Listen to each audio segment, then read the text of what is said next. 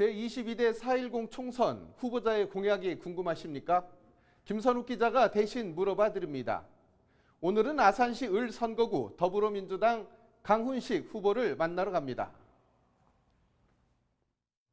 강훈식 후보님 안녕하십니까? 네, 안녕하십니까? 네, 반갑습니다. 이번 제22대 총선에 출마하신 이유 무엇인가요?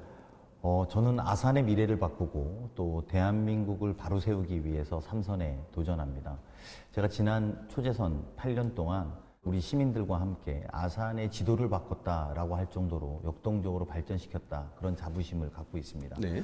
여기에서 그치지 않고 아산에서 사는 것이 자부심이 되는 시대를 열고 싶다, 이런 마음이 한 가지고요. 예. 또 다른 한 가지로는 지금 현재 대한민국의 경제 위기, 민생의 위기, 그리고 민주주의의 위기, 또 전쟁에 대한 공포, 또 더 나아가서 저출생의 위기까지 대한민국이 많은 위기 상황입니다.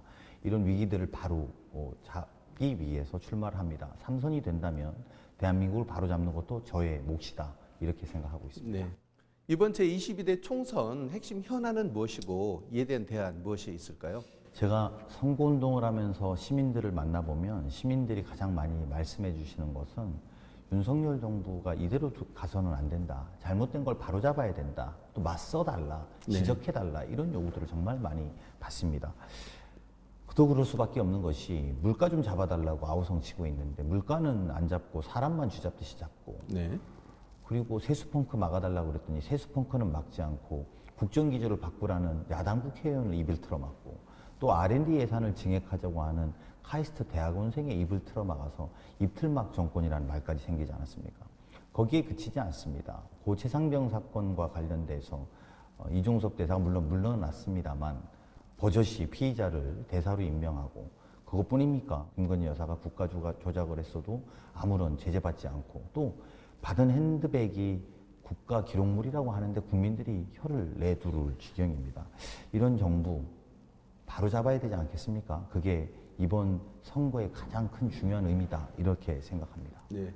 후보자님께서는 중부권 잡월드를 최초로 제안을 하셨는데 이게 어떤 내용인지 자세히 설명해 주시죠. 네, 제1호 공약은 중부권 최초의 자볼들을 완성시키겠다, 이렇게 이야기했습니다.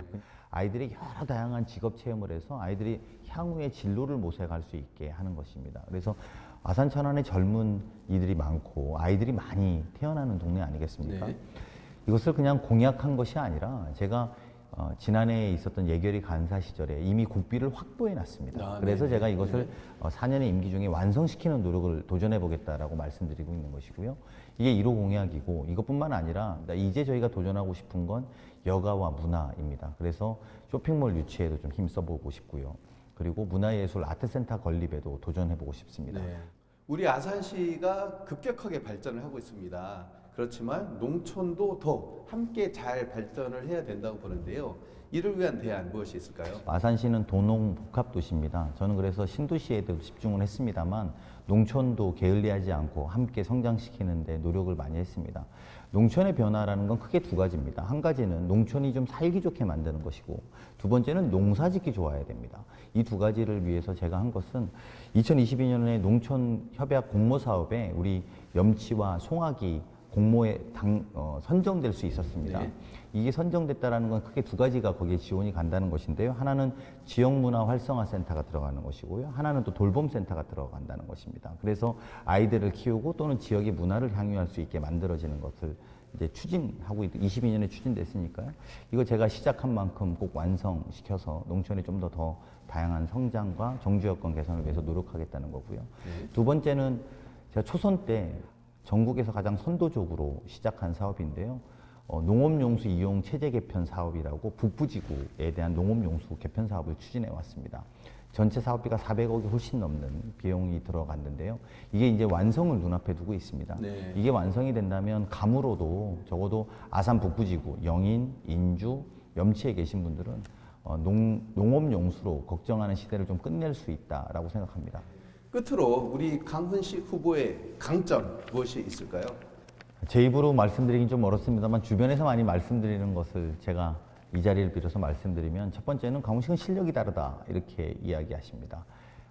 실력이 다르다는 것은 당으로부터는 당의 원내대변인, 수석대변인, 전략기획위원장, 대선에서는 대선을 총괄했던 전략기획본부장까지 그런 쓰임새를 맡았고 그 역할들을 훌륭하게 수행했다는 것이고요.